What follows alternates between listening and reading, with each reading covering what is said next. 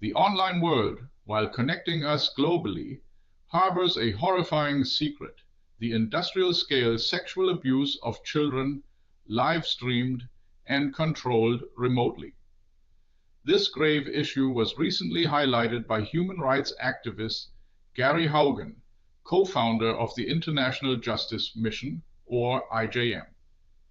Haugen reveals that in 2022 alone, a staggering 500,000 children in the Philippines were sexually abused online within a single year. This is not an isolated phenomenon. Hundreds of thousands of children worldwide are subjected to live video abuse annually at the demand of perpetrators across the globe. So what exactly does this online exploitation entail?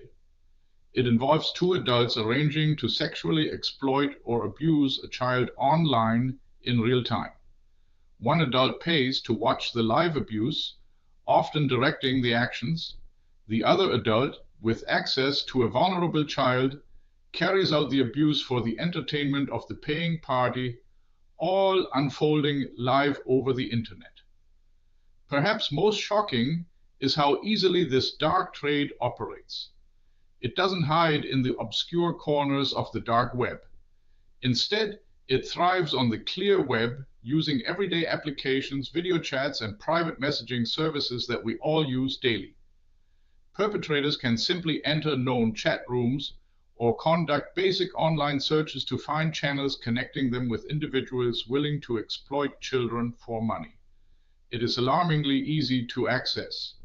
Germany, regrettably, plays a significant role in fueling this market.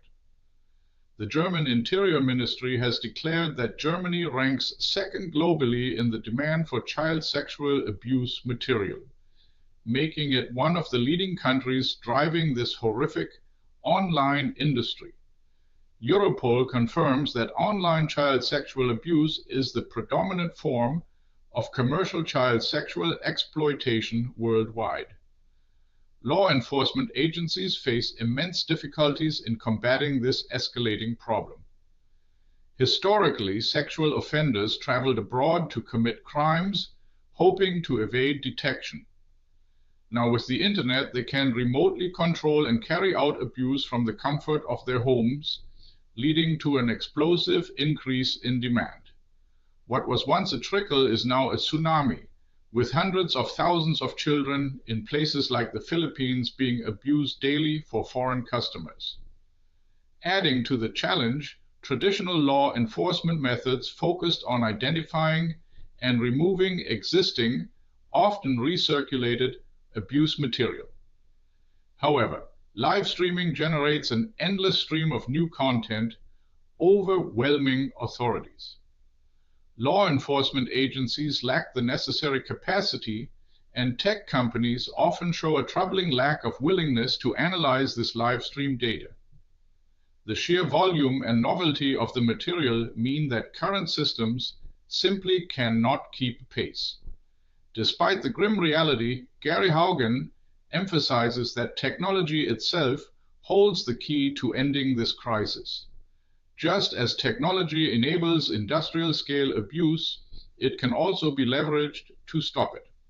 With advancements in artificial intelligence, platforms can now detect this material in real time. Furthermore, devices like smartphones could be designed from the outset to prevent the recording or uploading of such abusive content. The technology to achieve this already exists. What is missing is the economic and political will to implement it. There's a prevailing misconception of a conflict between data protection and child protection. However, Haugen argues that this conflict is erroneous. By making devices inherently secure, preventing them from recording or uploading illegal content in the first place, privacy concerns about platform companies monitoring user activity become moot. The focus shifts from surveillance to prevention. Legislators in the European Union and countries like Germany must act decisively. Haugen recommends robust data retention policies on platforms, ensuring sufficient time for forensic investigations. regulations must be updated to empower law enforcement and tech companies to detect newly emerging material.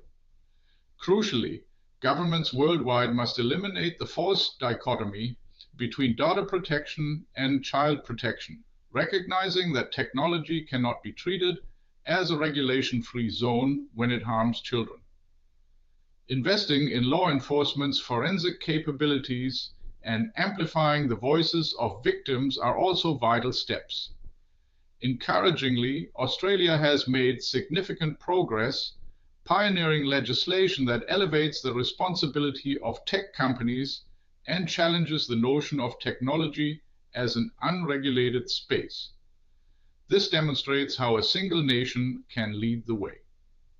In contrast, the European Union is currently showing a disappointing paralysis regarding chat platform regulation.